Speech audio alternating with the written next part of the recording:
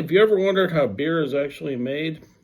Let's break down the science of this really archaic, this really old process of beer brewing in less than 2 minutes. So it all starts with these grains right here, right?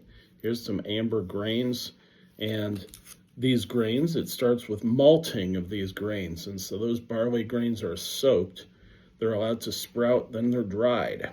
This develops enzymes in the grain that break down those starches into sugar, simple monosaccharides, fermentable sugars. And so next, that malted barley is mixed with hot water in a process called mashing. This is when the enzymes convert those starch into those fermentable sugars. That creates a really nice sweet liquid called wort, W-O-R-T, wort. That wort is boiled, the hops are added. Hops give beers bitterness, aroma, and also act as a natural preservative. Next, the wort is cooled because you don't want to add yeast to hot wort. That kind of might do bad things to the yeast. Yeast kind of likes it at room temperature, or maybe slightly cooler. So we need to cool the wort, add your yeast, add your Saccharomyces cerevisiae.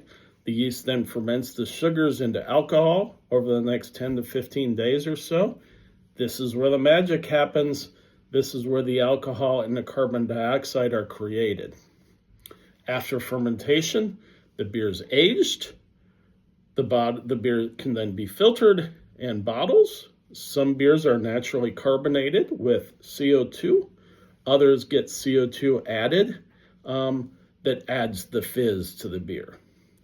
So that's how beer is made, starting with your grains into a glass that's consumed and as a multi-fermented beverage. Science in a glass. Cheers to biochemistry at work. And so follow me for more science and biochemistry in everyday life.